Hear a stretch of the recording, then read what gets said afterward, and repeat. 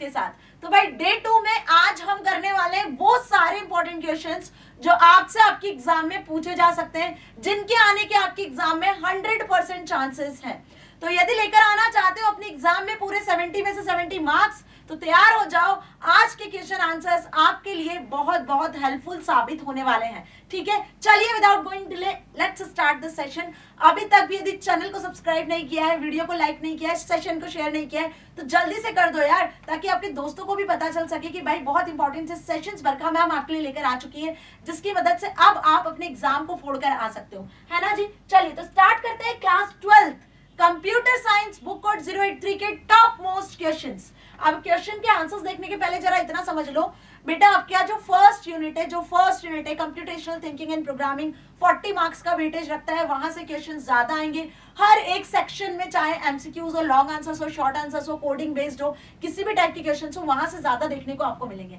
फिर उसके बाद जो डीबीएमएस वाला जो यूनिट है, वहां से 20 नंबर के क्वेश्चन पूछे जाते हैं। कंप्यूटर नेटवर्क जो लास्ट यूनिट है, थर्ड यूनिट, वहां से 10 मार्क्स के क्वेश्चन आपसे पूछे जाएंगे। तो इन मार्किंग स्कीम को अपने दिमाग में ध्यान में रखना, जिसके हिसाब से आप अपनी प्रिपरेशन को बूस्ट करना। यहाँ जितने भी क्वेश्चंस आपको मिलेंगे सभी इसी पैटर्न पर बेस्ड आपको मिलेंगे, जैसे मैंने आपको बताया। सारे क्वेश्चंस फिर से बता रही हूँ, सारे क्वेश्चंस आपके प्रीवियस ईयर और सैंपल पेपर से ही यहाँ पर लेकर आई हूँ मैं। वो सारे क्वेश्चंस जो कि प्रीवियस ईयर सैंपल पेपर्स में दिए हुए हैं, जिनके आने के 100% चांसेस हैं, जो इसी पैटर्न पे क्वेश्चंस पूछे जाते हैं, वो सब हम यहाँ सॉल्व करेंगे। और कुछ ऐसे क्वेश्चंस जो मैंने यहाँ पे लिखे हुए हैं जो एज इट इज आपसे आपके एग्जाम में पूछे जा सकते हैं, है ना जी। चलिए तो पहला क्वेश्चन आपकी स्क्रीन पे आ चुका है। Atharva is a Python programmer working on a program to find and return the maximum value from the list. The code written below has syntactical error. बात समझना, अमन ने ना ये पाइथन कोड लिखा हुआ है, अब जब उसने ये कोड रन किया तो इसमें syntactical error I. Now rewrite the content code and underline the correction made. अब इस कोड को आपको रीराइट करना है और ये बताना है कि कहां पर एरर हो सकती है। तो बेटा जी इसके लिए कोड आपको पता होना चाहिए। अब कोड लिखा हुआ है def max num of L, मतलब कि यहाँ पर क्या किया है, एक फंक्शन डिफाइन किया है। अब फंक्शन डिफाइन करते हो तो फंक्शन का नाम कैसा देते हो, पहली एरर तो यही आ जाने वाली है। यहाँ पे देखो क्या लिखा है, मैक्स और नम, ये फंक्शन का नाम है, उसके बीच में स्पेस दे दिया। तो फंक्शन नेम में कभी स्पेस नहीं आती, स्पेस देना होता है तो अंडरस्कोर लिखना होता है। तो फर्स्ट एरर इज हियर।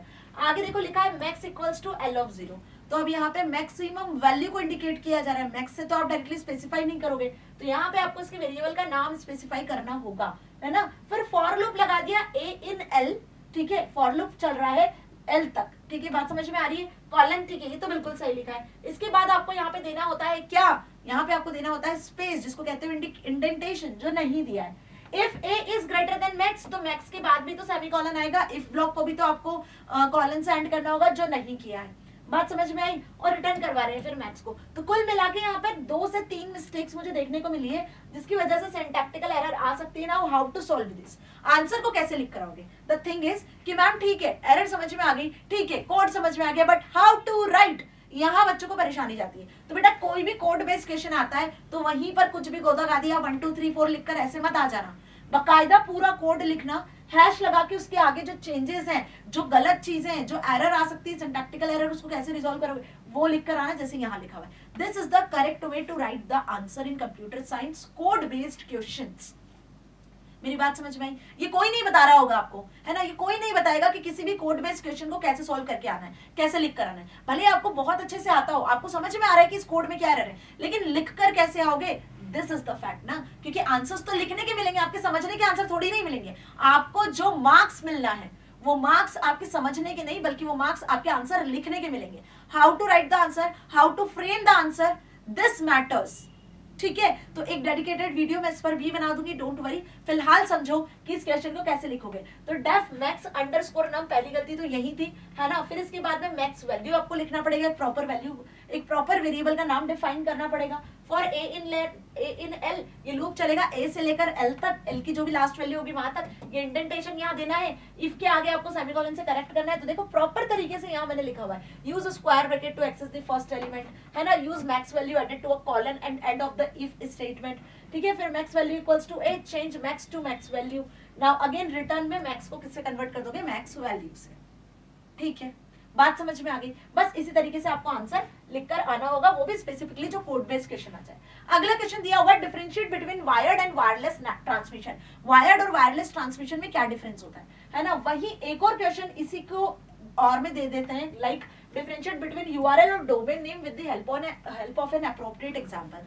तो देखो मेरी बात ध्यान से सुनो, ऐसा क्वेश्चन कंप्यूटर नेटवर्क का एक आएगा ही आएगा, कंफर्म है, ये बात छप चुका है आपके एग्जाम में कि एक डिफरेंस का क्वेश्चन आएगा, चाहे वो वेबसाइट वेब पेज में डिफरेंस आ जाए, वेबसाइट वेब पोर्टल में डिफरेंस आ जाए, होम पेज फर्स्ट पेज में डिफरेंस आ जाए, होम पेज या वेब पेज में डिफरेंस आ जाए, कोई सा भी डिफरेंस आ सकता है। जैसे यहाँ पे पूछ लिया आपसे वायर्ड वायरलेस में डिफरेंस पूछ लिया, ठीक है, यूआरएल डोमेन नेम में डिफरेंस पूछ लिया, तो एक डिफरेंस का क्वेश्चन तो आएगा। मतलब जो बेसिक कंप्यूटर नेटवर्क के टर्मिनोलॉजीज हैं, web browser, website, web page, URL, domain name, ये आपको अच्छे से कर लेनी है। इनके क्वेश्चन एवरी ईयर पेपर में देखने को मिलते हैं बेटा। मैं जो बोल रही हूँ आपको समझ में आ रहा है? कोई टीचर जब चीजें लिखता है या बोर्ड पे दिखती है वो तो इंपॉर्टेंट होती ही है, लेकिन जब वो कुछ बोलता है ना तो उसमें पॉइंट्स को लिखते चला करो, है ना, हाईलाइट करते चला करो। This is very important, right. तो यहाँ पर अब आपको बताना है वायर्ड और वायरलेस, यूआरएल और डोमेन में डिफरेंस। अभी क्वेश्चन यदि 2 नंबर में आया तो भाई 2 या 3 पॉइंट इज सफिशिएंट, लेकिन यदि ये क्वेश्चन आपसे 4 नंबर में आ गया तो आपको इस तरीके से आंसर फॉर्म करके आना होगा। अभी डिफरेंस लिखने का भी तरीका सिर्फ ये नहीं होता कि कॉलम खींच के 2 या 4 पॉइंट लिख दे, दैट्स इट। डिफरेंस भी आप सीक्वेंस वाइज लिखो, एक प्रॉपर तरीके से फॉर्मेट में लिखो कि आप डिफरेंस किन पॉइंट्स पर बता रहे हो, अगर पॉइंट्स है तो, नहीं तो ऐसे लिखकर आ सकते हो। सपोज हम बताते हैं फिजिकल कनेक्शन के अकॉर्डिंग, तो वायर ट्रांसमिशन मीडियम में फिजिकल केबल्स यूज होती है जिसके थ्रू डेटा को ट्रांसमिट किया जाता है, वायरलेस में फिजिकल केबल्स नहीं होती है। यदि रिलायबिलिटी की बात करें तो ये ज्यादा रिलायबल होता है एंड लेस सस्पेक्टेबल होता है, और यदि यहाँ बात करें तो ये मोबाइलिटी और फ्लेक्सिबिलिटी के लिए ज्यादा यूज किया जाता है without being tethered to a specific location. अब वायरलेस है तो एक स्पेसिफिक लोकेशन, मतलब एक कुछ ही रेंज में ज्यादा बेहतर तरीके से काम करेगा, लेकिन वायर्ड कनेक्शन तो आपको अच्छे से पता है ना। नाउ स्पीड की यदि बात करूं तो wired connection offer higher data transfer speed compare to wireless, and wireless में still be slower than certain wired connection. यदि वायर्ड कनेक्शन से कंपेयर कर लें तो इसकी स्पीड ज्यादा होती है एज कंपेयर टू वायरलेस, ठीक है। नाउ सिक्योरिटी की बात करें तो wired network can be more secure than wired networks, and wireless network can be less secure than wired networks, ठीक है। तो आपको समझ में आ रही है बात, किस तरीके से आपको डिफरेंस फॉर्म करके आना है। और इंस्टॉलेशन की बात करें तो ये इंस्टॉलेशन थोड़ा सा क्या होता है, थोड़ा सा टफ होता है, क्योंकि यहाँ पे आपको बहुत सारी चीजें इंस्टॉल करनी होती है ना, बहुत सारे होल्स करने होते हैं, ड्रिल मशीन का यूज करना होता है, कंप्यूटर्स को प्लेस्ड करना होता है, राइट। आपको हब, स्विचेस, डिवाइस, मॉडेम वगैरह सारी चीजों को कहीं ना कहीं कनेक्ट करना होता है, तब इंटरनेट आप यूज कर पाते हो। बट यहाँ पे क्या होता है, it is easy and reliable to convenient, और कन्वीनियंट होता है, कनेक्टिविटी के लिए ये इजी होता है, इसमें ज्यादा फिजिकल केबल्स वगैरह की जरूरत नहीं होती है। तो यदि हम इंस्टॉलेशन की बात करें तो वायर्ड कनेक्शन थोड़ा टिपिकल होता है एज कंपेयर टू वायरलेस, ठीक है। चलो, तो ये तो इजीली समझ में आ जाएगा, मैम लिख कर भी आ जाएंगे, कोई परेशानी नहीं है। अब बात कर ले यूआरएल की और डोमेन नेम की, तो बेटा ये भी इंपॉर्टेंट है, ध्यान से समझो। यूआरएल का फुल फॉर्म भी आपसे पूछा जाता है, एमसीक्यूज में भी पूछा जाता है, that is uniform resource locator, याद रखना, ठीक है। बोलना मत कि मैम आपने नहीं बताया था कि फुल फॉर्म भी आते हैं। देखो बेटा फुल फॉर्म भी आते हैं, जो इंपॉर्टेंट फुल फॉर्म है ना, आपका जो स्टैक है वो किस अप्रोच पे काम करता है, लीफो पे, तो लास्ट इन फर्स्ट आउट इसका भी फुल फॉर्म पूछ सकते हैं आपसे। यूआरएल का फुल फॉर्म पूछ सकते हैं, प्रोटोकॉल्स के फुल फॉर्म पूछ सकते हैं, SMTP, POP, FTP protocol, HTTP protocol, HTTPS protocol, SFTP protocol, SSH protocol, जितने प्रोटोकॉल्स के नाम मैंने अभी ले दिए सब इंपॉर्टेंट है, इन सभी के फुल फॉर्म्स आपसे पूछे जाते हैं, right. POP protocol, VoIP protocol, इनके तो क्वेश्चंस भी एग्जाम में आते हैं। Now a URL is complete web address that specify the protocol, domain name and path to specific resource on the internet. Internet पे कोई भी वेबसाइट कहाँ प्लेस्ड है, उस पाथ को, उस लोकेशन को, उस वेबसाइट के नाम को URL डिफाइन करता है। सर्वर पे वो पर्टिकुलर किस नाम से फाइल आपकी लोकेटेड है, जैसे आपका नाम होता है, आपका एड्रेस होता है, और आप जिस जगह लोकेटेड रहते हो वो पर्टिकुलर जगह आपके लिए होती है, वो एड्रेस आपका होता है, उसी से आपको पहचाना जाता है। बिल्कुल वैसे ही इंटरनेट पे सर्वर पे बहुत सारी वेबसाइट्स होती है, मिलियन बिलियंस में वेबसाइट होती है, हर एक वेबसाइट का URL यूनिक होता है, किसी भी वेबसाइट का URL डबल नहीं होता है या डुप्लीकेट नहीं होता है, ठीक है, जिससे उसको हम इंडिविजुअली यूनिकली पहचानते हैं। डोमेन नेम की बात करें तो डोमेन नेम बहुत सारी यूआरएल्स का, बहुत सारी वेबसाइट्स का सेम हो सकता है कि एक डोमेन में, जैसे एक सोसाइटी होती है, सोसाइटी में बहुत सारे घर होते हैं, बहुत सारे पर्सन्स रहते हैं ना, तो हर एक पर्सन की आइडेंटिटी अलग होती है, लेकिन सोसाइटी एक होती है। बिल्कुल वैसा ही काम यहाँ पर भी है कि डोमेन नेम एक होता है, लेकिन उस एक डोमेन में मल्टीपल वेबसाइट्स आ सकती हैं, ठीक है। It includes element like a protocol, इसमें कुछ प्रोटोकॉल होते हैं यूआरएल में, फिर उसके साथ डोमेन नेम होता है, पाथ होता है, और वो फाइल होता है। तो किसी भी यूआरएल के 2 से 3 पार्ट होते हैं, जैसे मैंने बात किया कि पहला होता है आपका HTTPS, दूसरा होता है यहाँ पे डोमेन नेम, जिसमें आपने अपनी फाइल को क्रिएट करना है, और उसी के साथ में आप यूज करते हो यहाँ पे डोमेन नेम के साथ में किसका यूज करते हो, जो भी फाइल का पाथ है जहां से आपको अपनी वेब पेज को एक्सेस करना है। तो ये 3 चीजें होती है यूआरएल के अंदर। और ये जो होता है domain name text based address होता है, एक टेक्स्ट बेस्ड एड्रेस होता है, जैसे gmail.com हो गया, google.com हो गया, है ना, these are the domains. gmail.com पे आप अपना ईमेल आईडी क्रिएट कर सकते हो। A URL can point to a specific web page or a specific resource, but domain name is used to locate a specific web server। बात समझ में आ गई? Where a website is hosted। Now example यहाँ पे दिया हुआ है https learncbse.in और यहाँ पे डोमेन नेम है learncbse.in, ठीक है। और यहाँ पे learncbse में कंटेंट्स में अपलोड्स में 2023 में आप क्लास 10th में 9th में 11th में जो भी है एक पर्टिकुलर पाथ तक पहुंच सकते हो, तो ये कंप्लीट यूआरएल कहलाता है, ठीक है। डोमेन नेम यूआरएल का ही एक पार्ट होता है, we can say like this. Now given is a Python list declaration, Python का लिस्ट डिक्लेरेशन दिया हुआ है, इसके दो क्वेश्चंस यहाँ पे दिए हुए हैं, दोनों क्वेश्चन जरा ध्यान से देख लो, फिर इसके आउटपुट पे आते हैं। लिस्ट ऑफ नेम्स नाम से एक लिस्ट बना ली जिसमें अमन, अंकित, आशीष, रजन और रजत, ये 5 से 6 नाम दिए हुए हैं। अब आपको क्या करना है, लिस्ट ऑफ नेम्स में आपको इस तरीके से नेम को एक्सेस करना है, मतलब एक स्लाइसिंग का फॉर्मेट है, इंडेक्सिंग स्लाइसिंग का यहाँ यूज किया जा रहा है, ठीक है। तो आप एक्सेस कर रहे हो -1 से -4 तक और फिर -1 के अकॉर्डिंग स्किप करोगे, तो -1 की इंडेक्सिंग यहाँ से होती है -1 -2 -3 -4 -5, तो -1 से एक्सेस करना है, -1 एक एक नंबर को स्किप करते चल रहा है, -4 तक एक्सेस करना है, तो ये सारा आंसर आपके अकॉर्डिंग होना चाहिए। दूसरा देखो, consider the following tuple declaration. अब यहाँ पे TUP1 नाम से एक टपल को डिक्लेयर किया हुआ है, मतलब नेस्टेड टपल है, टपल के अंदर एक और टपल दी हुई है, समझना इस बात को।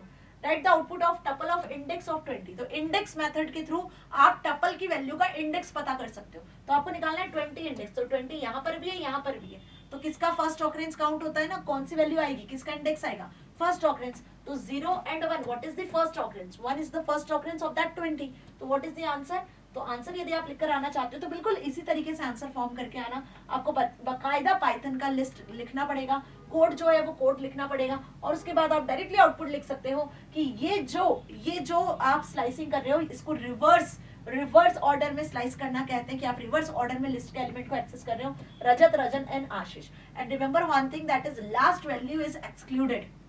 As I told you कि पोजिशनल इंडेक्स जब आप देते हो तो लास्ट वैल्यू क्या होती है, एक्सक्लूड होती है, लेकिन वही जब लेबल्ड इंडेक्स देते हो तो लास्ट वैल्यू एक्सक्लूड नहीं होती है। तो यहाँ पे हमने दिया था -4, तो भाई -1 -2 -3 -4 वाली जो वैल्यू है वो एक्सक्लूड हो जाएगी, बचेंगे कितने, ये 3 नाम ना, तो यहाँ पे वही 3 नाम आपको रिटर्न हुए हैं, वो भी ऑपोजिट ऑर्डर में, क्योंकि आप -1 से स्किप कर रहे हैं। डन। लास्ट वाला जो क्वेश्चन इसका दिया हुआ है वो ये है कि टपल ऑफ इंडेक्स ऑफ 20, तो 20 का जो इंडेक्स है वो क्या होगा, first occurrence will be counted ना, क्या होगा, पहला ऑकरेंस काउंट होगा, तो 0 से इंडेक्सिंग स्टार्ट होती है तो आउटपुट विल बी दी 1, है ना। पहले पे 10 0 लोकेशन पे 10 है और 1 लोकेशन पे आपको पहला ऑकरेंस 20 का दिख रहा है, फिर इसके बाद 20 और है बट पहला ऑकरेंस काउंट होगा, ठीक है, ये चीज ध्यान रखना, यहाँ पे बच्चे फिर कंफ्यूज होंगे। Now explain the concept of alternate key in a relational database management system with an appropriate example। अब relational database system में alternate key का क्या concept है, देखो keys अपने आप में बहुत इंपॉर्टेंट है, एक क्वेश्चन की का आता ही आता है, लॉन्ग आंसर में भी की का क्वेश्चन पूछते हैं, जैसा मैंने बोला ध्यान रखना, मेरे वर्ड्स को ध्यान रखना, आते हैं इस तरीके के क्वेश्चंस, है ना। तो ऑल्टरनेट की क्या होता है, बेसिकली ऑल्टरनेट, किसी एक चीज का ऑल्टरनेट, जैसे फॉर एग्जांपल कि आप क्लास 12th में आपने जो क्लास 12th में मैथ्स भी लिया हुआ है, सीएस भी लिया हुआ है, ठीक है, तो अब बेसिकली आप क्या कर रहे हो, आपने ऑल्टरनेट सीएस लिया हुआ है या ऑल्टरनेट मैथ्स लिया हुआ है, होपफुली आपको आगे चलकर कोई ऐसी फील्ड में जाना है, जैसे आपको इंजीनियरिंग करना है या आपको कंप्यूटर साइंस फील्ड में आगे बढ़ना है, तो दोनों के लिए आपके पास दोनों सब्जेक्ट होंगे, आप मैथ्स से भी अपना करियर बना सकते हो, इंजीनियर भी बन सकते हो, और वहीं आप आगे चल के कंप्यूटर साइंस में सॉफ्टवेयर डेवलपर भी बन सकते हो, क्योंकि दोनों आपने 12th में ऑप्ट किए हुए हैं, तो आप अपने साथ एक ऑल्टरनेट भी लेके चल रहे हो। बिल्कुल वैसे ही टेबल में यदि एक कॉलम प्राइमरी की बनता है तो दूसरा एक और ऐसा कॉलम होता है जो प्राइमरी की बनने के लिए वैलिड होता है, तो उस दूसरे कॉलम को जो प्राइमरी की नहीं होता है उसे ऑल्टरनेट कहते हैं, कि वो भी एक ऑल्टरनेट हो सकता है प्राइमरी की बनने के लिए। जैसे फॉर एग्जांपल कि हमारे पास एक स्टूडेंट टेबल है और स्टूडेंट टेबल में हमारे पास स्टूडेंट नंबर है और साथ में स्टूडेंट का एनरोलमेंट नंबर भी है जिससे उसने एडमिशन लिया हुआ है, एनरोलमेंट नंबर। तो अब इन दोनों कॉलम में से आप किसी को भी प्राइमरी की बना सकते हो, तो सपोज मैंने स्टूडेंट नंबर को प्राइमरी की बना दिया, तो भाई हमारे पास तो एक और ऑल्टरनेट था ना जिसको आप प्राइमरी की बना सकते थे, तो ये क्या बन जाएगा, ऑल्टरनेट की बन जाएगा। मेरी बात समझ में आ गई, अच्छे से समझ में आ गई ना। तो व्हाट इज द आंसर, इसमें आंसर क्या लिख कर आने वाले हो बेटा, ध्यान से समझो। इसका जो आंसर लिखोगे वो कुछ इस तरीके से लिखोगे, in relational database management system alternate key is a candidate key, और ऑल्टरनेट की कैंडिडेट में से ही एक की होती है। जैसे फॉर एग्जांपल कि आपने IIT JEE के लिए अप्लाई किया हुआ है, तो सपोज कि 10,000 बच्चों ने अप्लाई किया, तो 10,000 कैंडिडेट्स हुए, उन 10,000 में से सपोज 5,000 सिलेक्ट होंगे, ठीक है, तो आपको मेरी बात समझ में आ रही है, लेकिन उन 5,000 में से फर्स्ट रैंक होल्डर कोई भी एक ही होगा, तो वो कोई भी एक प्राइमरी की हुआ, लेकिन उसके इक्विवेलेंस भी कुछ बच्चे होंगे जो उस रैंक के आसपास होंगे, तो वो सभी कैंडिडेट्स बन चुके होंगे, वो सभी ऑल्टरनेट बन चुके होंगे। मेरी बात समझ में आ रही है? तो यहाँ पे जितने कॉलम्स होते हैं जो प्राइमरी की बनने के लिए वैलिड होते हैं, उनमें से एक को प्राइमरी की बनाते हो, बाकी जो कैंडिडेट कीज होते हैं, बाकी जो कैंडिडेट्स होते हैं, वो सभी ऑल्टरनेट ऑप्शंस होते हैं हमारे पास, जिसमें से आप फिर किसी को भी प्राइमरी की बना सकते हो। तो ऑल्टरनेट की जो बेसिकली होती है that is not selected as a primary key, जो प्राइमरी की नहीं होती है, लेकिन कैंडिडेट में से आप ऑल्टरनेट की को सिलेक्ट कर सकते हो, जो अगेन यूनिकली टेक्स्ट को डिफाइन करने के लिए यूज की जाती है। जैसे ये एग्जांपल दिया हुआ है customer ID of a primary key, that is email address also, है ना, जिसको हम क्या बोल सकते हैं, ऑल्टरनेट की, राइट। तो मेरी बात समझ में आ गई अच्छे से? ऑल्टरनेट की में आपको कोई डाउट तो नहीं है ना? कैंडिडेट की में भी कोई डाउट नहीं है। चलो, now write the full forms of the following. अब यहाँ पे आपको इनके फुल फॉर्म्स लिखना है, वेरी इजी क्वेश्चन। HTML जो इंटरनेट की सबसे पॉपुलर टेक्नोलॉजी है, टर्मिनोलॉजी है, जिसके बेसिस पर आप वेब पेज को इनिशियली डिजाइन कर सकते हो। तो हाइपरटेक्स्ट मार्कअप लैंग्वेज अच्छे से हमें पता है। दूसरा है TCP, that is transmission control protocol. याद रखो, hypertext markup language and transmission control protocol. Transmission control protocol जो कि इंटरनेट पर डेटा को कम्युनिकेट करने के लिए यूज होता है, इंटरनेट को कनेक्ट करने में हेल्प करता है। Now what is the need of protocol? अब इंटरनेट पे प्रोटोकॉल की जरूरत क्यों पड़ती है? तो बेटा देखो, प्रोटोकॉल्स तो बेसिक होते हैं, वही सारे रूल्स रेगुलेशंस होते हैं जो इंटरनेट पे फॉलो किए जाते हैं। यदि आप इंटरनेट पे प्रोटोकॉल्स को फॉलो नहीं करोगे तो आप इंटरनेट को एक्सेस ही नहीं कर पाओगे। जैसे स्कूल में जाते हो तो डिसिप्लिन फॉलो करना होता है स्कूल का, घर आते हो तो घर का डिसिप्लिन फॉलो करना होता है ना। घर में कैसे रहना है, आपकी मदर के हिसाब से आपको रहना होता है। स्कूल में टीचर प्रिंसिपल जो रूल्स बनाते हैं उसके हिसाब से रहते हो। इन रूल्स का उल्लंघन करते हो तो बाहर निकाल दिए जाते हो। वैसा ही होता है यहाँ पर भी कि इंटरनेट पर कुछ प्रोटोकॉल्स होते हैं, कुछ रूल्स होते हैं। फाइल ट्रांसफर करना है तो FTP प्रोटोकॉल काम करेगा, मेल ट्रांसफर करना है तो SMTP प्रोटोकॉल काम करेगा, है ना। यदि किसी वेब पेज को एक्सेस करना है, वेबसाइट को एक्सेस करना है तो HTTP प्रोटोकॉल काम करेगा। तो हर एक प्रोटोकॉल के अपने अपने रूल्स रेगुलेशन से अपना अपना काम है जो वो बखूबी निभाते हैं, है ना जी। तो protocol are the rules and conventions that enable the seamless exchange of information in computer network and communication systems. Imagine there are a bit like languages or codes that computers use to share information. These rules help understand how to send or receive data, like when you send a message on the internet or make a call on your phone. यदि आप video calling करते हो तो VoIP protocol काम करता है, जैसे voice over internet protocol. बेटा जो जो चीजें, जो जो वर्ड मैं कह रही हूँ, this is very very very very important. Note करते चलो, माइंड में ध्यान में रखो अपने हिसाब से कि बेटा ये चीजें आपको पेपर में देखने को मिलेगी, 100% मिलेगी, ठीक है। Now next question, right the output of the given code. ये गिवन कोड आपको दिया हुआ है, इसका आउटपुट आपको लिखना है। ध्यान से देखो कोड क्या है। एक फंक्शन यहाँ डिफाइन किया हुआ है शॉर्ट सब नाम का, जिसमें लिस्ट और n को पास किया है। तो पहले फंक्शन देख लेते हैं, यहाँ से स्टार्ट करते हैं। देखो, सब्जेक्ट नाम की एक लिस्ट बनाते हैं जिसमें CS, हिंदी, फिजिक्स, केमिस्ट्री और मैथ्स दिया हुआ है, ठीक है। अब इस फंक्शन को कॉल किया है सब्जेक्ट कॉमा 5 से, मतलब सब्जेक्ट वाली लिस्ट पास कर दी और यहाँ पे हमने 5 पास किया हुआ है। नंबर क्या पास किया हुआ है? 5, 2 एलिमेंट पास किए, ठीक है। अब आ जाते हैं, जैसे यहाँ से ये फंक्शन कॉल होगा तो लिस्ट है आपकी सब्जेक्ट नाम की जिसमें CS, Hindi, physics, chemistry, maths है और n की वैल्यू यहाँ पर है 5। इसके अंदर एक लूप चला दिया for I in range of 0, n। Loop चलेगा कहां से कहां तक? 0 से लेकर n तक, मतलब 0, 1, 2, 3, 4 और 5, यहाँ तक लूप चलेगा। समझ में आई बात? ये I की वैल्यूज रहेंगी। I की वैल्यू इनिशियली 0 होगी, फिर 1 होगी, फिर 2 होगी, फिर 3 होगी, फिर 4, फिर 5। डन। अब यहाँ पे यूज किया है इसके अंदर एक इफ कंडीशन को। If length of list is greater then 4, मतलब लिस्ट की जो लेंथ है, इस लिस्ट की लेंथ क्या है? इस लिस्ट की लेंथ क्या है? 0, 1, 2, 3, 4, है ना, मतलब 5 लिस्ट की लेंथ, 5 एलिमेंट है। तो जब 5 ग्रेटर देन 4 होगा, मतलब जब ये कंडीशन ट्रू होगी, तो लिस्ट के जो एलिमेंट है सेम एलिमेंट्स कॉन्केट हो जाए। समझ में आ गई बात? समझ में आ गई बात? मतलब लिस्ट ऑफ 0 पे क्या है? CS, तो ये क्या हो जाएगा? CS ऐड हो जाएंगे एलिमेंट, तो इसमें आ जाएगा CS। लेकिन जैसे ही ये कंडीशन फॉल्स होती है तो लिस्ट के एलिमेंट ऐड नहीं होंगे। मेरी बात समझ में आई? अब ये लूप चलेगा 5 तक। ये कंडीशन आके फॉल्स कहां पे होगी? ये कंडीशन आके फॉल्स होगी आपकी कहां पे? देखो 0 ग्रेटर देन 4, है ना। ऐसा कुछ कंडीशन जब ये लूप चलेगा 4 से 5 बार, तो जैसे ही कंडीशन फॉल्स होगी तो एल्स से होता हुआ लूप बाहर आ जाएगा। तो यहाँ पे जो आपको प्रिंट स्टेटमेंट के थ्रू मिलेगा आंसर, वो क्या मिलेगा? कॉन्केट होकर आपको एलिमेंट्स मिलेंगे, जैसे CS, Hindi, physics, chemistry, maths.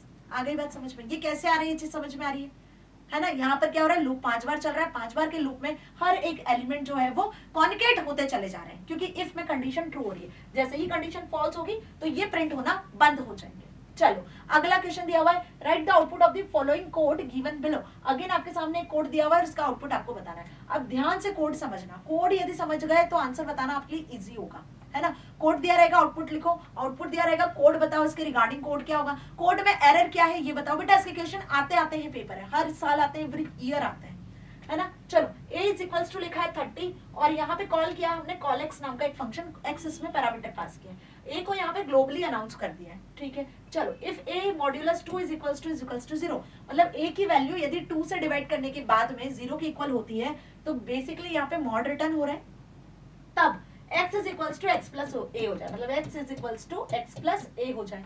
और यदि ये कंडीशन ट्रू नहीं होती है तो x is equals to x minus a हो जाए, फिर x की वैल्यू रिटर्न हो जाए इस फंक्शन को, ठीक है। अब x की वैल्यू है क्या बेटा, x की वैल्यू दी हुई है यहाँ 20, ठीक है। अब फंक्शन को कॉल कैसे कर रहे हैं हम देखो, तो कॉल किया हमने x की वैल्यू 35 के लिए, पहले ये फंक्शन 35 के लिए कॉल होगा और जैसे ही ये 35 के लिए चलेगा, ग्लोबल a की वैल्यू कितनी दी हुई है 30, और यहाँ पे यदि इसको आप चेक करोगे 30 मॉड्यूलस 2 डिवाइड करके देखोगे तो क्या ये पूरा पूरा डिवाइड हो रहा है, यस ये पूरा पूरा डिवाइड होगा। जब ये कंडीशन ट्रू होगी तो अंदर आएंगे और ये कैलकुलेशन आपका हो जाएगा, तो ये हैश से एंड हो जाएगा। फिर लूप चलेगा आपका दोबारा दूसरी वैल्यू के लिए, दैट इज कॉल्ड 40, तो 40 के लिए जब ये लूप चलेगा वापस तो यहाँ पे जो ये कंडीशन यदि ट्रू होती है तो @ सिंबल से एंड होगा। तो अब इसका आप कैलकुलेशन करके देखना, इसका जो आंसर आने वाला है, इसका जो आउटपुट आने वाला है वो होगा 40#45 ठीक है। मैंने बता दिया कैसे आपको कैलकुलेशन करना है, किस तरीके से ये लूप चलेगा, बस इसका ध्यान रखना कि ऐसे ही लूप चलेगा, यही कंडीशन चेक होंगी, उसके बेसिस पे आउटपुट आएगा। अब इसका रीजन भी लिख कर आना, ठीक है। इसका एग्जांपल भी यहाँ दिया हुआ है, in the corrected code if a is even then 5 is added to a, if a is odd then x is reduced by the value of a, this is reflected in the output। यही line मैंने बताई अभी, है ना। मतलब यदि 2 से divide हुआ तो इवन नंबर होगा, इवन नंबर हुआ तो 5 ऐड हो जाएगा, ऑड नंबर हुआ तो 5 सब्ट्रैक्ट हो जाना है, यही लिखा था कोड में, ध्यान से देखो, है ना जी, कि यहाँ पर यदि ये वाला जो कंडीशन है ये इवन नंबर चेकिंग का कंडीशन है ना, राइट, क्लियर हुआ अच्छे से। Now in the output where the number are modified based on whether the number is even और ऑड, तो कुल मिला के इस क्वेश्चन में इवन और ऑड की ही चेकिंग की गई है और नंबर आपको दिए हुए हैं। Okay, now differentiate between char and varchar, देखो ये क्वेश्चन भी आता है, ये भी मैंने पिछले साल के क्वेश्चंस में देखा है, कैर और वॉरकेर में क्या डिफरेंस होता है। सुनो, जब आपने नेम वाली फील्ड में नेम एक फील्ड बनाई तो इसका डेटा टाइप क्या दोगे, यहाँ पे कैसे नाम आएंगे, कैरेक्टर टाइप के नाम आएंगे मैम, ठीक है। यदि मैंने यहाँ पे कहा कि एड्रेस, तो एड्रेस में आप सिर्फ नाम लिखो, ये जरूरी नहीं है। सपोज किसी का एड्रेस हो सकता है A21 बी सेक्टर और मुंबई, ऐसा कुछ एड्रेस हो सकता है, तो नंबर भी है, अल्फाबेट्स भी है, तो आप क्या दोगे, आप दोगे यहाँ पे इसका data type varchar. Varchar contains alpha numeric value, char contains alphabets only. Varchar जो होता है मेमोरी में लेस स्पेस को कंज्यूम करता है, कैर मेमोरी में ज्यादा स्पेस को कंज्यूम करता है, ठीक है, बात समझ में आ गई। दूसरी बात यहाँ पे ये है कि कैर कैसे मेमोरी को, ये जो कैरेक्टर होता है ना, ये मेमोरी को इफिशिएंटली यूटिलाइज नहीं करता है, लेकिन वॉरकेर मेमोरी को इफिशिएंटली यूटिलाइज करता है। कैसे, सपोज कि मैंने बोला कि यहाँ पे आप जो नाम दे रहे हो वो 10 कैरेक्टर का दे रहे हो, तो अब मेमोरी के 10 ब्लॉक यहाँ पे अलॉट हो चुके हैं। अब नाम था सिर्फ 4 लेटर का या 3 लेटर का, सपोज नाम था राम, RAM, तो आगे के जो ये 7 स्पेसेस होंगी, आगे की जो ये 7 स्पेसेस होंगी नाम के लेटर की, वो वेस्ट चली जाएंगी, वो क्या हो जाएंगी, वेस्ट। लेकिन वही यदि आपने यहाँ पे वॉरकेर यूज किया है तो ये जो बची हुई 7 स्पेसेस हैं ये अगले नाम को अलॉट हो जाएगी। सो दैट इज हाउ कि यहाँ पर जो मेमोरी होती है वॉरकेर में वो बेसिकली एफिशिएंटली यूटिलाइज होती है एज कंपेयर टू कैर। तो अब डिफरेंस समझ में आया। अगला डीडीएल और डीएमएल में क्या डिफरेंस है, तो देखो बेटा, डीडीएल डेटा डेफिनेशन लैंग्वेज होता है, डीएमएल डेटा मैनिपुलेशन लैंग्वेज होता है। डीडीएल में आप टेबल के क्रिएशन से टेबल के स्ट्रक्चर को कन्वर्ट करने के लिए जो है स्टेटमेंट्स को यूज करते हैं, जैसे क्रिएट हो गया, ऑल्टर हो गया, ठीक है। वहीं यदि मैं डीएमएल की बात करूं तो टेबल के अंदर जो कंटेंट होता है उसको मैनिपुलेट करने के लिए, टेबल में कंटेंट को ऐड करने के लिए हम डीएमएल का यूज करते हैं, जैसे इंसर्ट, सिलेक्ट। बात समझ में आई, बस दिस इज द डिफरेंस ना। तो डिफरेंस लिख करके आने वाले हो, एग्जाम्पल के साथ लिख कर आना। Char is fixed length data type और वॉरकेर क्या होता है, वेरिएबल लेंथ डेटा टाइप होता है, जैसे मैंने बताया है ना। It always reserves the specific amount of storage space and it only uses as much as storage space that is actual data length needed. Okay, if you define wordcat 10 column and store John it in, then 4 characters want for storage. और same चीज here, तो यहाँ पे जो 10 characters होंगे, यहाँ पे वो डेटा यदि शॉर्टर भी होगा तो whole 10 spaces will remain with this data type. बात समझ में आ गई, जो मैंने बताया एज इट इज यहाँ पे लिखा हुआ है। और वो 10 कैरेक्टर का स्पेस दिया हुआ, जॉन 4 कैरेक्टर का नाम असाइन करवा दिया, तो यहाँ पे वो चारों स्पेस, पूरी 10 स्पेस कैर में जाएगी, बट वॉरकेर उसको एफिशिएंटली यूटिलाइज कर लेगा, ठीक है। अब इसको आप कैसे कॉलम वाइज भी लिख कर आ सकते हो। DDL DML में क्या डिफरेंस है? तो ये डेटा डेफिनेशन लैंग्वेजेस होती है, इसमें क्रिएट ऑल्टर कमांड आती है, ये डेटा मैनिपुलेशन लैंग्वेज होती है, इसमें सिलेक्ट इंसर्ट आती है, जैसे मैंने बताया। तो ये दोनों एसक्यूएल स्टेटमेंट के टाइप होते हैं, इनके एग्जांपल के बारे में भी लिख कर आ सकते हो, इनका एक सिंटेक्स भी लिख सकते हो, डिपेंड की क्वेश्चन आपसे कैसा पूछा गया। Now come to the next question, that is what? That is consider the following tables loan and borrower. Loan और बोरोवर नाम की दो टेबल आपको यहाँ पे दिख रही है, ये लोन टेबल है, ये बोरोवर टेबल है, ध्यान से देखिए, ठीक है। लोन नंबर और आपका बोरोवर नेम और अमाउंट दिया हुआ है, कस्टमर नेम और लोन नंबर दिया हुआ है। How many rows and columns will be there in a natural join of this two tables? यदि आप नेचुरल जॉइन लगाते हैं इन दोनों टेबल पे, तो यहाँ पर आपको बताना है कि कितनी रो और कितने कॉलम को आप यहाँ पे यूज करने वाले हो। तो बेटा जी natural join is only common rows. Natural join को जब आप अप्लाई करते हो तो कॉमन रो पे अप्लाई करते हो, हेंस 2 रो एंड 4 कॉलम्स। देखो 2 रो और 4 कॉलम्स, मतलब कि वही बात हो गई कि यहाँ पे जो 2 रो है और यहाँ जो आपके कॉलम्स होंगे उन पर ही अप्लाई होगा। डन। नेचुरल जॉइन ऐसे ही अप्लाई होता है ना, जॉइंस पढ़ा है मैंने, कार्टेशियन प्रोडक्ट है ना, माइनस ऑपरेटर्स वगैरह, जो डिफरेंट ऑपरेशंस ऑफ जॉइंस हमने पढ़े। Natural join, equi join, right. Now come to the next, that is write the output of the query 1 to 4 based on the table. इस table के basis पे 4 queries लिखी हुई है, आप क्वेरी के आउटपुट लिखना है। This question again will come in your exam. Query दे देंगे, आउटपुट लिखो, आउटपुट दे देंगे, क्वेरी लिखो। टेबल की जगह कोई दूसरी टेबल दे देंगे, यहाँ पे वर्कर टेबल की बात कर रहे हैं, एम्प्लॉय टेबल दे देंगे, एम्प्लॉय की बात कर रहे हैं, कस्टमर टेबल दे देंगे। कोई सी भी टेबल आ सकती है, student, worker, employee, customer, sales, कोई सी भी टेबल आ सकती है ना। जो जो मैं बता रही हूँ इंपॉर्टेंट टेबल्स है, जो हर साल एवरी ईयर इनमें से कोई ना कोई एक ना एक तो पूछते ही है ना जी। चलो, तो अब यहाँ पे दिया हुआ है वर्कर का ID, first name, last name, city और स्टेट। क्वेरी क्या दी हुई है? Select F name city from worker, order by state DESC। बहुत ध्यान से समझना, सिलेक्ट करना है आपको फर्स्ट नेम और सिलेक्ट करना है आपको सिटी की, 2 कॉलम सिलेक्ट होंगे। ऑर्डर बाय स्टेट, इसके अकॉर्डिंग, स्टेट के अकॉर्डिंग जो है फर्स्ट नेम और सिटी आपको डिस्प्ले होगा, वो भी डिसेंडिंग ऑर्डर में। मतलब डिसेंडिंग ऑर्डर मतलब Z to A वाले ऑर्डर में, है ना। पहले Z2 है, पहले Z वाले सारे नाम आएंगे, फिर X वाले आएंगे, फिर Y वाले आएंगे, इस तरीके से डिक्रीजिंग ऑर्डर में आपको जो है नाम यहाँ पे सॉर्टेड ऑर्डर में डिस्प्ले होंगे, ठीक है। तो इसका जरा आउटपुट देख लिया जाए, तो इसका आउटपुट यहाँ लिखा है नहीं, चलो मैंने बता ही दिया आपको, तो आउटपुट क्या आएगा, राइट। क्या, क्योंकि आउटपुट है तो आउटपुट क्या लिखना है, समझ में आ गई मेरी बात। तो क्या आउटपुट यहाँ पे आने वाला है, यहाँ पे जो रिकॉर्ड आपके अरेंज होंगे वो रिकॉर्ड कुछ इस तरीके से अरेंज होंगे, ध्यान रखना। सबसे पहले यू वाला आ जाएगा, आपका उत्तर प्रदेश वाला रिकॉर्ड आ जाएगा, फिर आ जाएगा आपका कौन सा, पंजाब वाला, फिर आ जाएगा कौन सा, हरियाणा, और फिर आ जाएगा दिल्ली वाला, ठीक है। इस तरीके से इनके नाम और इसकी फर्स्ट नेम भी अरेंज होंगे, तो ये डिसेंडिंग ऑर्डर में सॉर्ट होगा, ठीक है। Now select distinct city from worker. Worker table में से आपको सिटी सिलेक्ट करना है, वो भी डिस्टिंक्ट। तो सिटी वाला कॉलम दिखेगा, डिस्टिंक्ट मतलब डुप्लीकेट अलाउ नहीं होगा। तो यहाँ पे क्या डुप्लीकेट नाम दिख रहा है? यस। तो ये जो दिल्ली है 2 बार आपको दिख रहा है, कानपुर 2 बार आपको दिख रहा है, ये एक ही बार दिखेगा। मतलब आउटपुट क्या आ जाएगा आपका, कानपुर, ठीक है, दिल्ली और सोनीपत, ठीक है, और उसी के साथ रूपनगर। तो दिल्ली और कानपुर एक एक ही बार दिखेंगे, डुप्लीकेट को हटाता है डिस्टिंक्ट क्लॉज, याद रखना, है ना। Now select F name state from worker where L name like HA percentage. बहुत ध्यान से समझना, सिलेक्ट करना है आपको फर्स्ट नेम और स्टेट। क्या सिलेक्ट करना है? फर्स्ट नेम और स्टेट। ये फर्स्ट नेम और स्टेट सिलेक्ट करना है, जहां पे लास्ट नेम, जहां पे लास्ट नेम क्या होगा, जहां पे लास्ट नेम HA से स्टार्ट होगा, HA से स्टार्ट होगा। तो लास्ट नेम देखो खान है, ये KH से स्टार्ट है, ये नहीं होगा। पारिक, ये भी नहीं होगा। HA जहां पे मिलेगा ना वहां से, तो HA वाला, अच्छा HA वाला तो मिडिल से भी देख सकते हैं ना अपन, तो ये वाला मिल जाएगा, HN खान वाला मिल जाएगा, ठीक है। और कहाँ मिल रहा है? H शर्मा वाला आपको मिल जाएगा, राइट। भारद्वाज का मिल जाएगा, ओके, और ये शर्मा। तो ये वाले जो नाम मैंने यहाँ पे आपको बताया ना, जो HA से स्टार्ट हो रहे हैं, परसेंटेज मतलब उसके बाद के सारे कैरेक्टर्स काउंट होंगे, ठीक है। तो जहां जहां HA से स्टार्ट होता है, HA जहां मिल रहा है ना नाम में, वहां से स्टार्ट होता है वो फर्स्ट नेम और उसी का स्टेट आपको विजिबल कर दे। Now select city count star from worker group by city. अब बहुत ध्यान से समझना, सिटी को पहले करना है आपको ग्रुप बाय।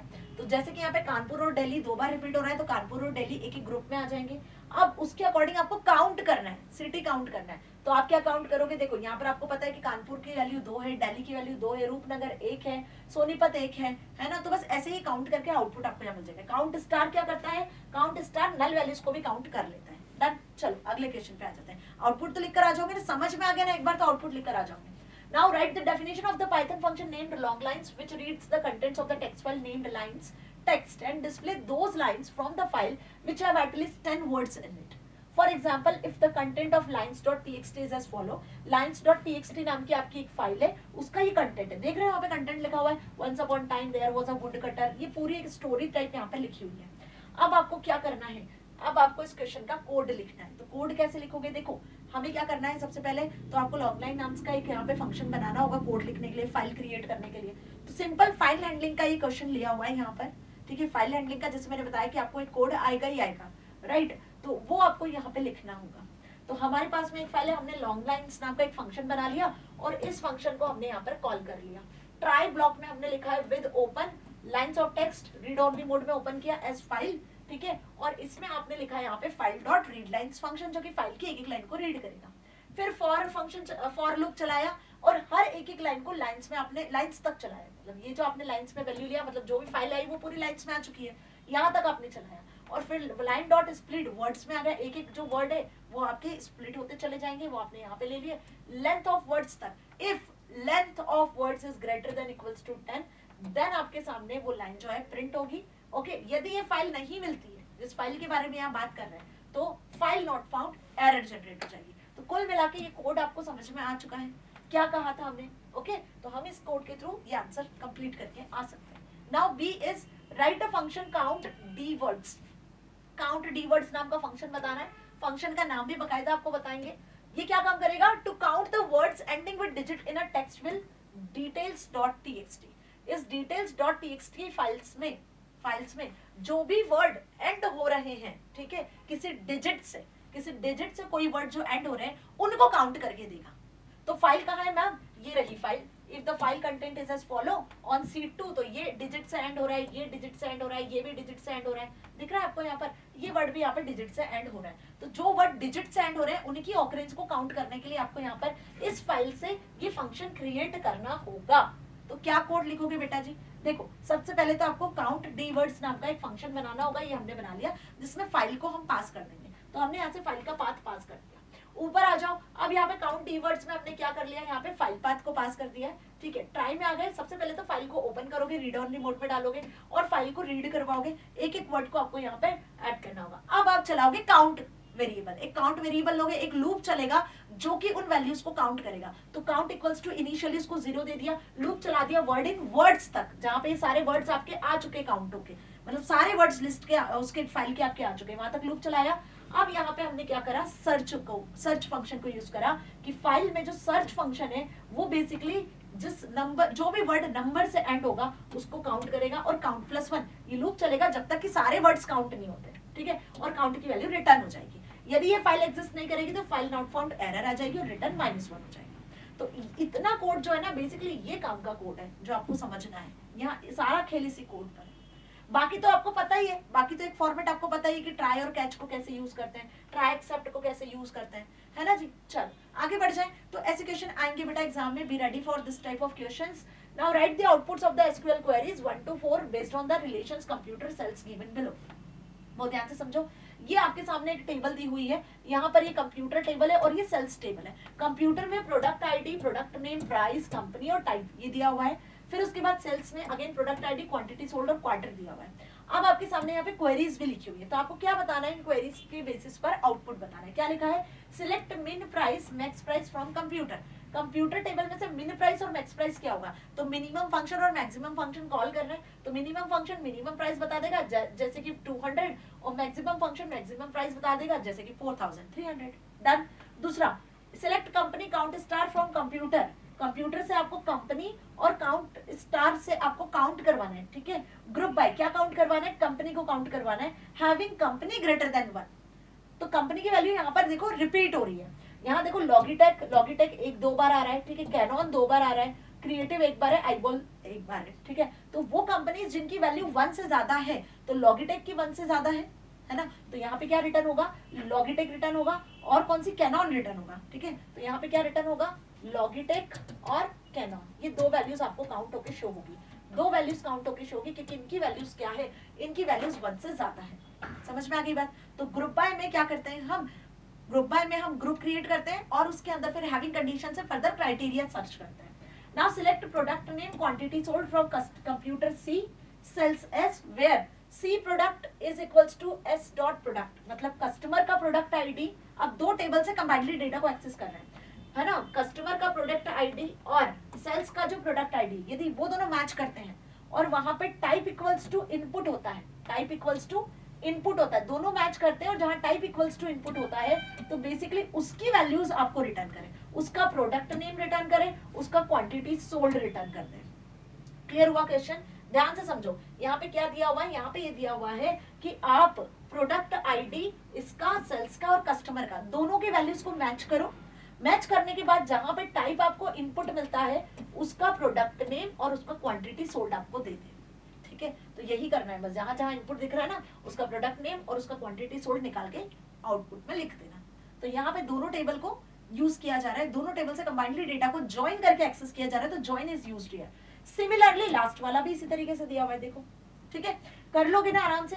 आउटपुट तो आप आराम से लिख कर आ जाओगे, आई एम श्योर, है ना। आउटपुट वाले आंसर्स भी मैंने यहाँ नहीं लगाए क्योंकि क्वेरी देख के समझ में आता है, अभी समझ में आ गया क्वेरी देख के तो आंसर लिख सकते हो। Now write the function eo replace in python which accepts a list l of the numbers, it increments all even numbers by 1 and decrements all odd numbers by 1। अब यहाँ पे आपको क्या करना है, एक फंक्शन बनाना है eo replace, जो क्या करेगा पाइथन में लिस्ट l से नंबर्स को लेगा, मतलब उसमें लिस्ट के नंबर्स होंगे। It increments all the even numbers, उस लिस्ट में जितने भी इवन नंबर्स होंगे उनको बाय 1 से इंक्रीमेंट कर देगा और जितने ऑड नंबर्स होंगे उनको बाय 1 से डिक्रीज कर देगा। ठीक है, तो यहाँ देखो सैंपल डेटा दिया हुआ है, ये आपकी लिस्ट दी हुई है लाइक 10, 20, 30, 40, 35 और 55, और इसका आउटपुट कुछ इस तरीके से आना चाहिए, जितने भी इवन नंबर्स हैं वो बढ़ जाए लाइक 11, 21, 41 और इसके हिसाब से फिर हाँ है ना, और जितने ऑड नंबर से वो डिक्रीज हो जाए, कुछ इस तरीके से आपको आउटपुट दिखना चाहिए। डन। तो इसके लिए जो कोड होगा, इवन और ऑड की चेकिंग तो होगी। If number is modulus 2 is equals to 0 तो आपके नंबर में इंक्रीमेंट हो जाए, और एल्स यदि ऐसा नहीं होता है तो नंबर में डिक्रीमेंट हो जाए। कोड बहुत सिंपल सा है, ठीक है, वही जो यहाँ लिखा हुआ है, ध्यान से देखो, बट ये हमें लिस्ट पे अप्लाई करना है। तो सबसे पहले तो हमने क्या करा, सबसे पहले हमने eo replace नाम का एक फंक्शन कॉल किया। eo replace के पहले हमने एक लिस्ट डिफाइन करी, उस लिस्ट में हमने ये एलिमेंट दे दिया और इस लिस्ट को इस रिप्लेस फंक्शन में कॉल कर लिया। तो ये लिस्ट पहुंच गई इस फंक्शन के पास। If I in range of length of L, अब ये जो फंक्शन है फॉर लूप जो है वो कहां तक चलेगा, लेंथ के एंड तक जाएगा। लेंथ के सारे एलिमेंट लिस्ट के सारे एलिमेंट लेना है तो लिस्ट के सारे एलिमेंट उसने लिए। इफ वही इवन नंबर की चेकिंग करा दी, if list of I is mod is equals to 0 तो लिस्ट के एलिमेंट में +1 कर दे। ये यदि कंडीशन फॉल्स होती है तो लिस्ट के एलिमेंट में -1 कर दे। वेरी सिंपल कोड, ठीक है, आ जाओगे ना करके आराम से। बस लास्ट में क्या करना, प्रिंट करवा लेना लिस्ट को, तो आपको आउटपुट मिल जाएगा। Now a list contains following record of customers. दूसरा क्वेश्चन दिया हुआ है कि एक लिस्ट है जिसमें कुछ कस्टमर्स के रिकॉर्ड्स हैं, जैसे कस्टमर नेम और उनके room type. Okay, write the following user defined function to perform given operations on the stack named hotel. अब आपको क्या करना है, एक स्टैक बनाना है जिसका नाम है होटल, और जो भी एलिमेंट है वो उस पर्टिकुलर स्टैक में पुश होंगे या पॉप होंगे। ठीक है, तो दो फंक्शंस यहाँ दिए हुए, push customer and push pop customer. ठीक है, पुश कस्ट और pop cust. So to push customers, names of those customers who are staying in deluxe room type, जो डिलक्स रूम टाइप में रहते हैं उनको क्या कर दे, स्टैक में पुश करते जाए। And the pop names of customers from the stack and display them, also display underflow when there are no customers in the stack. यदि स्टैक में वो इस टाइप के कोई कस्टमर नहीं होते हैं तो अंडरफ्लो डिस्प्ले कर दें। ठीक है, ये कंडीशन यहाँ पे दी हुई है। तो अब ये क्वेश्चन स्टैक का लिया हुआ है। For example, if the list with customer details are follow, list क्या ये है, सिद्धार्थ डिलक्स रूम टाइप में है, राहुल स्टैंडर्ड रूम टाइप में है, जेरी डिलक्स रूम टाइप में है। तो जो डिलक्स रूम टाइप में है वो स्टैक में आते जाए और जो नहीं है वो अंडरफ्लो होते जाए। ठीक है, तो यहाँ पे देखो जेरी और सिद्धार्थ, ये जो है जेरी और सिद्धार्थ ये आपके स्टैक में आना चाहिए, they should contain in stack. और जेरी सिद्धार्थ ये आना है चाहिए, और इसके बाद जो राहुल है वो स्टैंडर्ड में, तो उसके लिए जगह पर क्या प्रिंट होना चाहिए, अंडरफ्लो। क्वेश्चन समझ में आ गया? चलो अब इसका कोड कैसे लिखोगे, तो आपको पुश फंक्शन पॉप फंक्शन को कॉल करना होगा। पुश पॉप का सिंटेक्स अच्छे से पता है ना, ये स्टैक में आपने पढ़ा होगा, है ना। स्टैक में इसके अपने फंक्शंस डिफाइन किए गए हैं सिंटेक्सेस के साथ, बस वही उठा के यहाँ पे यूज कर लेना है। ठीक है, तो सबसे पहले तो हम यहाँ पे कस्टमर के रिकॉर्ड की एक लिस्ट बना लेते हैं, सिद्धार्थ, राहुल, जेरी, उसमें हमने वैल्यूज को पास कर दिया। ठीक है, समझ में आ गया। अब इसके बाद एक फॉर लूप चलाया जो इन्हें एक एक रिकॉर्ड को एक्सेस करेगा। इसमें कस्टमर नेम, रूम टाइप दे दिया और hotel stack dot push customer को कॉल किया, जिसमें इन दोनों लिस्ट के एलिमेंट को पास कर दिया। अब होटल स्टैक में आ जाओ, यदि स्टैक खाली होती है तो ठीक है, और यदि आपको सबसे पहले तो हमें स्टैक को खाली करना है, ये स्टैक पहले आपकी खाली होगी ना। अब इसमें पुश कौन से एलिमेंट होंगे, जिसका रूम डिलक्स होगा। तो आप कंडीशन यहाँ चेक करोगे, देखो है ना, if room type dot lower equals to deluxe, if room type is equals to deluxe, तो अपेंड मेथड से क्या हो, नाम यहाँ पे अपेंड हो जाए, तो सिद्धार्थ अपेंड हो गया। पॉप में क्या आ जाएगा, if self hotel is equals to 0। यदि वहां पे एलिमेंट नहीं है तो अंडरफ्लो शो करें, अदरवाइज जो एलिमेंट हो तो उसको पॉप कर दें। मतलब यदि वो बेसिकली डिलक्स नहीं होते हैं तो उन एलिमेंट को पॉप कर दे और शो क्या कर दे, प्रिंट क्या कर दे, अंडरफ्लो। बात समझ में आ गई? तो दोनों फंक्शंस हमने यहाँ पे यूज कर लिए। क्लियर? तो इस तरीके से ये फंक्शन यहाँ पर काम करेगा। लास्ट में आपको इसको कॉल करवा लेना है, बस। समझ में आ गई बात? चलो, तो बस इसी तरीके से ना आपको आगे यहाँ पर फंक्शंस को यूज करना होगा। Now write a function in Python push vehicle where vehicle is a dictionary containing details of vehicles, car name और maker। ये बिल्कुल वैसा ही क्वेश्चन है जो अभी हमने पुश और पॉप का देखा ना, रूम वाला, वैसा का वैसा ही क्वेश्चन है। बस यहाँ पे कार नेम और मेकर का नाम दिया हुआ है, व्हीकल नाम आप देखो बस नाम बदल दिया। तो एग्जाम में आपको ना ये क्वेश्चन आएगा, ऐसे ही आएगा, बस नाम बदल देंगे। लेकिन ध्यान रखना कि पुश और पॉप मेथड का कोड वैसे ही यूज होगा। ठीक है, लिस्ट का नाम बदल दोगे, एलिमेंट्स बदल दोगे, लेकिन बेटा मेथड वैसे ही यूज होगी।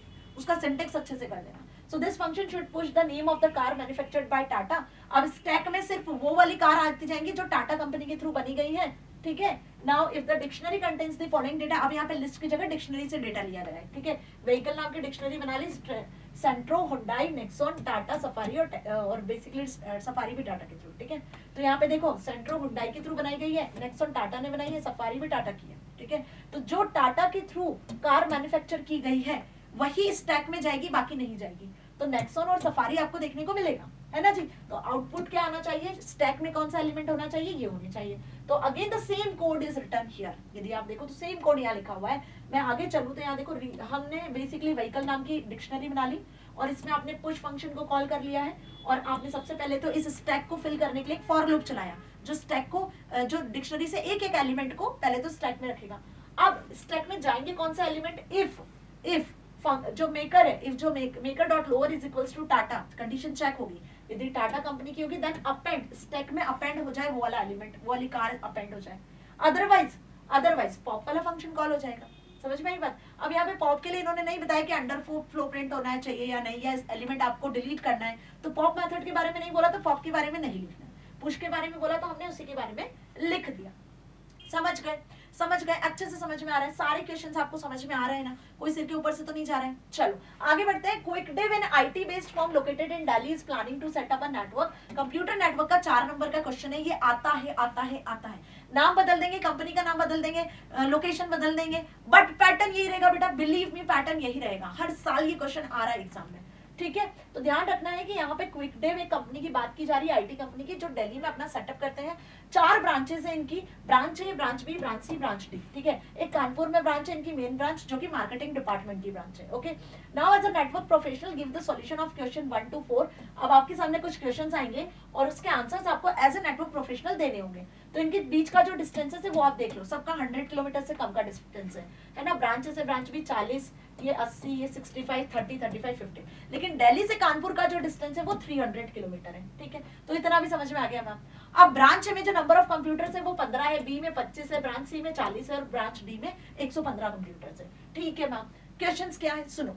Suggest the most suitable place to install the server for a daily branch with the suitable reason। तो आप ये बताओ कि यहाँ पे कहाँ पे सर्वर आप लगाना पसंद करोगे? जहाँ सबसे ज्यादा कंप्यूटर्स होंगे वहां पे हम सर्वर लगा देंगे। तो भाई हमने क्या देखा कि कहाँ पे सबसे ज्यादा कंप्यूटर्स प्लेस्ड है, ब्रांच डी में प्लेस्ड है।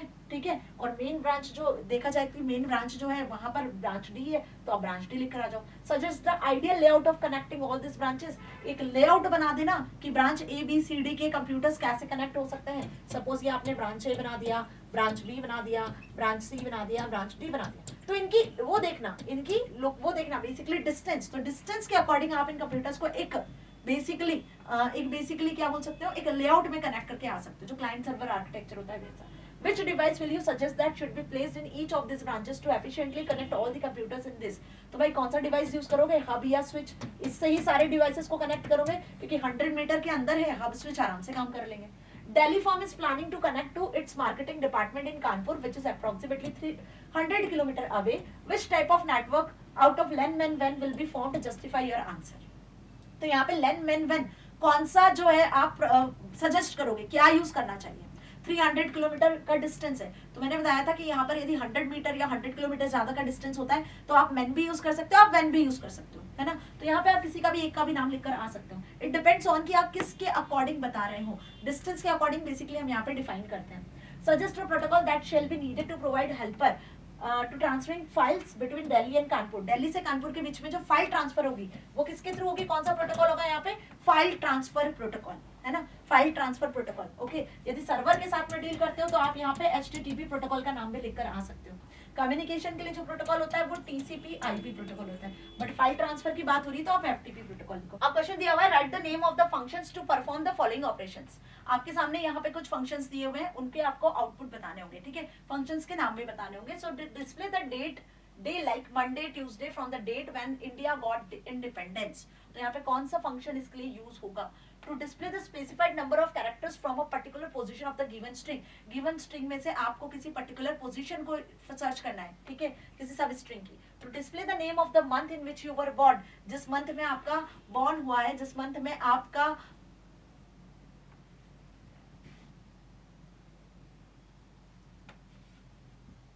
तो ये क्वेश्चन आपसे पूछा हुआ है यहाँ पे कि आपको फंक्शन का नाम लिखना है, कुछ ऑपरेशंस दिए हुए हैं, इसके बेसिस पे आपको बताना है कि आप कौन सा फंक्शन यहाँ पे यूज करते हो।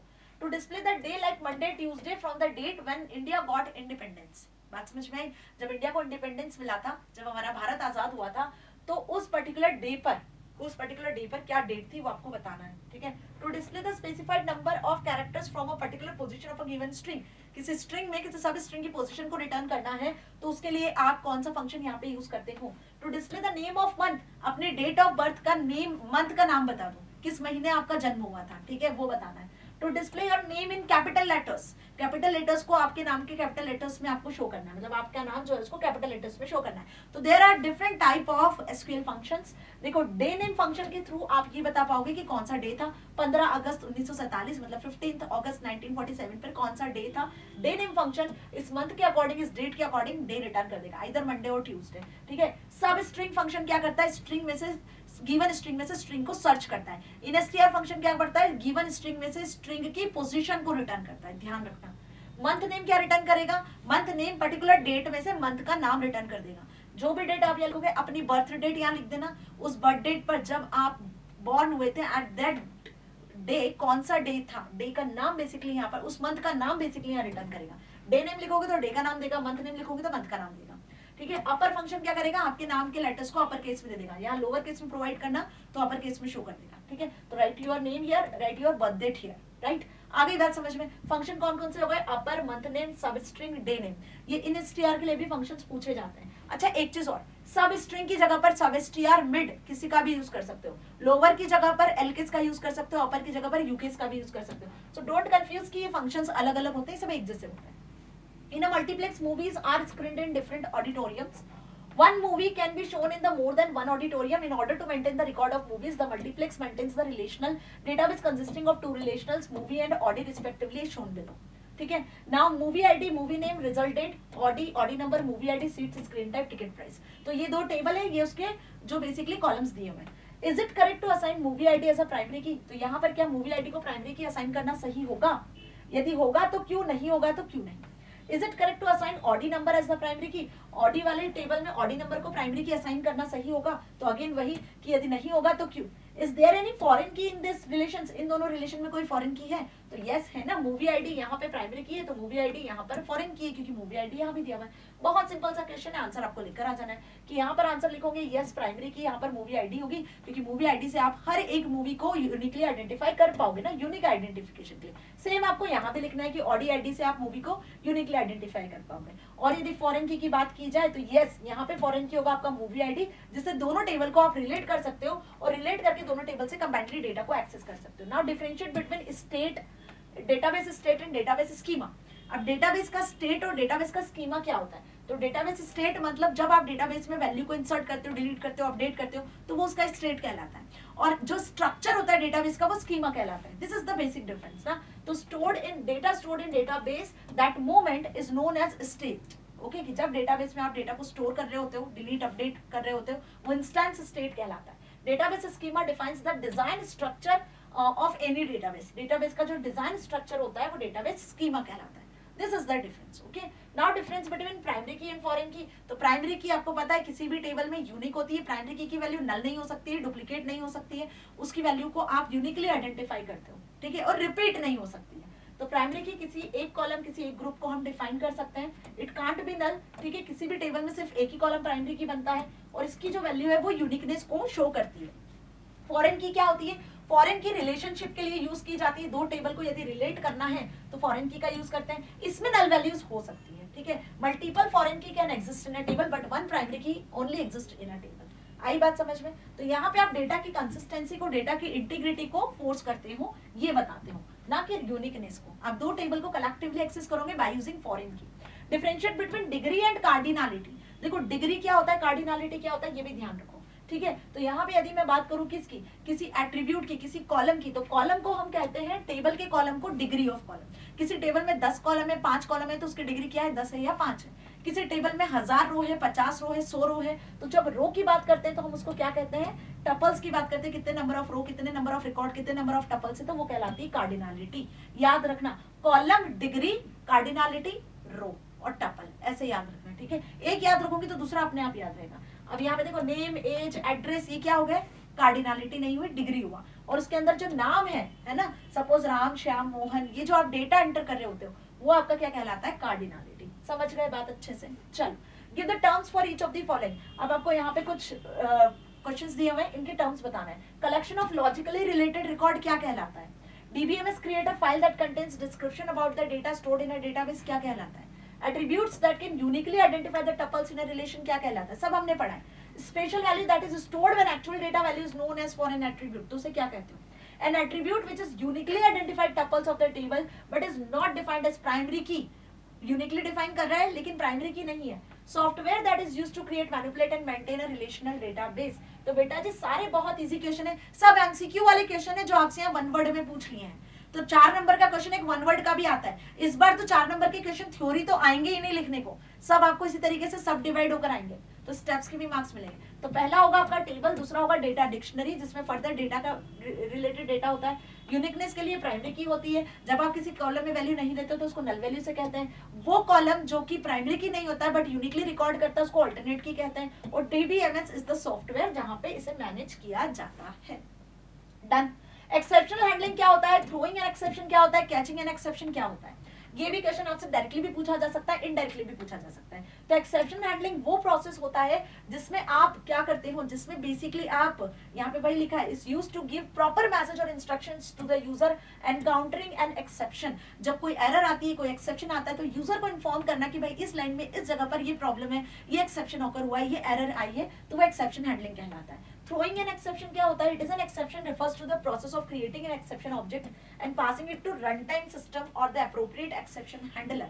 यहाँ पे हम क्या करते हैं, एक्चुअल में एक्सेप्शन को हैंडल करने की कोशिश कर रहे होते हैं। यहाँ पे हम एक्सेप्शन को पास कर रहे होते हैं, एक्सेप्शन किसी ऑब्जेक्ट को बता रहे होते हैं कि भाई क्या एक्सेप्शन आने वाला है, तो जस्ट वी थ्रो और raise the exception, this is known as throwing the exception. Catching an exception का मतलब क्या होता है, refers to the process of executing. जो आपका एक्सेप्शन अराइज हुआ है, जो एरर अराइज हुई है, जब आप उसको देख रहे हो, उसको आपने एक्सेस किया, उसको सॉल्व करने की कोशिश कर रहे हो, so this is handled by the catching an exception. आ गई बात समझ में? ड्यूरिंग प्रोग्राम एग्जीक्यूशन, तीनों में डिफरेंस आया तो लिख कर आ सकते हो। Now write a program to reverse the string using stack. Stack के जो एलिमेंट है उसको रिवर्स करना है, ये क्वेश्चन भी एग्जाम में आ सकता है। तो क्या लिखोगे, देखो ये कोड लिख कर आना, बहुत ध्यान से समझ लो। सबसे पहले तो आपको क्या करना होगा, सबसे पहले तो आपको स्ट्रिंग चाहिए होगी, तो आपने यूजर से स्ट्रिंग ले ली। अब जो भी स्ट्रिंग ली है उसको रिवर्स करना है, तो रिवर्स फंक्शन में आपने उसको कॉल कर लिया, तो अब ये रिवर्स फंक्शन से रिवर्स होगी स्ट्रिंग। नाउ अब आपको उसको स्टैक में ऐड करना है, तो सबसे पहले तो आपको पुश फंक्शन को कॉल करना होगा और अपेंड मेथड के थ्रू आप एलिमेंट को ऐड करते जाओगे। यदि स्टैक खाली है तो यहाँ पे आप क्या करोगे, आप यहाँ पे पॉप मेथड का यूज कर लोगे। मतलब स्टैक को यदि खाली करना है, आपको एलिमेंट को ऐड करना है, तो आप पॉप मेथड का कॉल कर लोगे। अब रिवर्स करना है, तो रिवर्स का जो फंक्शन है वो ये है, जो यहाँ से कॉल किया है हमने, जो यहाँ से हमने फंक्शन कॉल किया है ना, जो एक्चुअल में रिवर्स करेगा, वो ये काम का कोड आपका लिखा हुआ है। ये तो बेसिक एलिमेंट है पुश और पॉप जो आपको आते हैं, ठीक है। n is equals to length of string. सबसे पहले तो स्ट्रिंग की लेंथ चाहिए रिवर्स करने के लिए, कि कितने एलिमेंट है स्ट्रिंग में, कितने कैरेक्टर्स है। फिर यहाँ पर स्टैक को अभी ब्लैंक रखा है, अभी खाली स्टैक, उसमें एक एक एलिमेंट हम पुट करने वाले हैं, वो भी रिवर्स ऑर्डर में। लूप चलाया स्टैक के पहले एलिमेंट से, स्ट्रिंग के पहले एलिमेंट से आखिरी तक। फिर एक एक एलिमेंट को पुश करते जा रहे हो, तो पुश फंक्शन में आपने एक एक एलिमेंट को पुश किया, ठीक है। अब इसके बाद में क्या करना है, यदि ये एलिमेंट भर जाते हैं यदि एलिमेंट में कोई आपको ऐसा लगता है कि वो एलिमेंट आगे आ गया या पीछे आ गया, तो आप पॉप फंक्शन का भी यूज कर सकते हो, उसके लिए भी एक और लूप चलेगा, that is for I in range of N string equals to pop of stack. बात समझ में आ गई? तो दोनों फंक्शन आपको क्लियर हो चुके हैं। चलो, तो बेटा ऐसा क्वेश्चन भी एग्जाम में आ सकता है, डायरेक्ट प्रोग्राम लिखने को आ सकता है ना, कुछ जो इंपॉर्टेंट प्रोग्राम्स उसके क्वेश्चंस तो आते ही आते हैं। नाउ लास्ट क्वेश्चन पे आ चुके हैं आज के सेशन के। अब यहाँ दी हुई है आपको एक मूवी टेबल, अब कोई सी भी टेबल एग्जाम में आएगी बेटा, ऐसा क्वेश्चन आखिरी में आपको देखने को मिलेगा ही मिलेगा। लास्ट क्वेश्चन जो पेपर का होगा वो ऐसा ही क्वेश्चन होगा, ध्यान रखना। ये मूवी टेबल दी हुई है, movie ID, movie name, category, release date, production cost और बिजनेस कॉस्ट, ठीक है। चलो अब इस पर क्या क्वेश्चन करना है, select from movie, select star from movie, तो भाई पूरी टेबल आपको डिस्प्ले हो रही है, ठीक है। यदि यहाँ पर क्वेरी दी हुई है आपको select movie ID, movie name, production cost, तो भाई आउटपुट बताना है आपको कुल मिला के। मूवी आईडी सिलेक्ट करना है, मूवी नेम सिलेक्ट करना है, मूवी नेम में आपको प्रोडक्शन कॉस्ट, बिजनेस कॉस्ट को प्लस कर देना है, ठीक है। और एज अ टोटल अर्निंग, तो टोटल अर्निंग में ये दोनों कॉलम की वैल्यू ऐड हो जाएगी और उन्हीं वैल्यूज को ऐड करना है जिनकी वैल्यू नल नहीं होगी। रिलीज डेट पे कुछ ना कुछ रिलीज डेट हुआ होगा, मतलब जब मूवी रिलीज हो चुकी है, डेट देखकर आपको समझ में आ जाएगा नल वैल्यू होगी तो नहीं होगी, तो नॉट नल वैल्यू को ही ऐड करना है। Done. Now select movie ID, movie name, business cost minus production cost as net profit. Net profit निकाल रहे हैं तो नेट प्रॉफिट में दोनों की कॉस्ट को आप माइनस करके ऐड कर रहे हो, तो मूवी का आईडी, मूवी का नेम और दोनों को माइनस करके ऐड करोगे तो ये वैल्यू आएगी। तो ये आउटपुट एक्चुअल में आपको लिख कर आना होगा, क्वेरी आपको दी रहेगी। Now next is select movie ID, movie name, production cost as cost from movie where, ध्यान से समझना, production cost greater than 10,000 and production cost less than 10 मतलब 1 लाख वी कैन से। आई बात समझ में? तो यहाँ पर एंड क्या करेगा, जब दोनों कंडीशन ट्रू होगी ना तो ही आपका आउटपुट रिटर्न करेगा। तो जहां पे प्रोडक्शन कॉस्ट 10,000 से ज्यादा होगी, 1 लाख से कम होगी ना, वहां पर वो जो वैल्यूज आपको मिलेगी उन वैल्यूज को ही आपको यहाँ पर डिस्प्ले करवाना है, ठीक है। तो movie ID, movie name, production cost, ये तीन उसी का शो होगा जहां पे 10,000 से 1 लाख के बीच में क्या होगा, प्रोडक्शन कॉस्ट होगी। Okay, now select start from movie, movie पूरी टेबल को सिलेक्ट कर लेना है। कैटेगरी कॉमेडी होना चाहिए या कैटेगरी एक्शन होना चाहिए, दोनों में से जो भी कोई एक्शन कैटेगरी होगी उसका डेटा शो कर देगा, ठीक है। तो चाहे कैटेगरी एक्शन हो चाहे कैटेगरी कॉमेडी हो, मतलब एक भी कंडीशन यदि ट्रू होगी तो आपको आंसर मिल जाएगा। एंड क्या करता है, जब दोनों कंडीशन ट्रू होती है तो आपको आउटपुट रिटर्न करता है और एक ही कंडीशन ट्रू होने पर आंसर दे देता है। एंड और नॉट लॉजिकल ऑपरेटर्स पढ़े ना। Now select star from movie where release date is null, जहां पे रिलीज डेट नल है, जिस रिलीज डेट में कोई भी वैल्यू नहीं मिलेगी, नल वैल्यू मिलेगी, सिर्फ उसी को शो करें। तो पूरी टेबल शो हो रही है लेकिन रिलीज डेट जहां पर नल होगी सिर्फ वही वैल्यू शो होगी। आई बात समझ में अच्छे से? चलो, तो इसी के साथ में ये धमाकेदार सेशन यहाँ खत्म करती हूँ। होपफुली आपको सारे क्वेश्चंस बहुत बहुत अच्छे से समझ में आ चुके हैं। बेटा सारे क्वेश्चंस आपके प्रीवियस ईयर सैंपल पेपर्स वगैरह में आए हुए हैं, कुछ ऐसे क्वेश्चंस भी जो मैंने डायरेक्ट यहाँ ऐड किए जिनके आने के 100% चांसेस हैं। यदि ये सेशन कर लिया तो आप ये मान के चलो कि आपको ये अंदाजा लग जाने वाला है कि अब आपकी एग्जाम जो होने वाली है 29 मार्च को, उसमें किस तरीके के क्वेश्चंस आपसे पूछे जाएंगे, किस टॉपिक पर बेस्ड पूछे जा सकते, कौन कौन से हॉट टॉपिक्स है जो आपको पढ़ने हैं, जो आपको छोड़ने नहीं है, ठीक है। तो अब करेंगे हम कल full and final revision of your computer science. Ready हो जाना, तैयार हो जाना, जो भी आपके डाउट होंगे वो सब उस सेशन में सॉल्व हो जाने वाले हैं। 1 से 2 घंटे में आप अपना पूरा रिवीजन खत्म कर लोगे कंप्यूटर साइंस का विद टुमारो सेशन। तो भूलना मत, चैनल को सब्सक्राइब नहीं किया जल्दी से सब्सक्राइब कर दो, सेशन को शेयर कर दो ताकि आगे आने वाले और इंपॉर्टेंट जो हमारे सेशंस हैं उनके नोटिफिकेशंस आपको मिल सके। So all the very best, अच्छे से प्रिपरेशन करना, कल का सेशन बिल्कुल मिस मत करना क्योंकि कल हम करेंगे फुल एंड फाइनल रिवीजन। मिलेंगे कल के सेशन में, till then stay happy, thank you so much.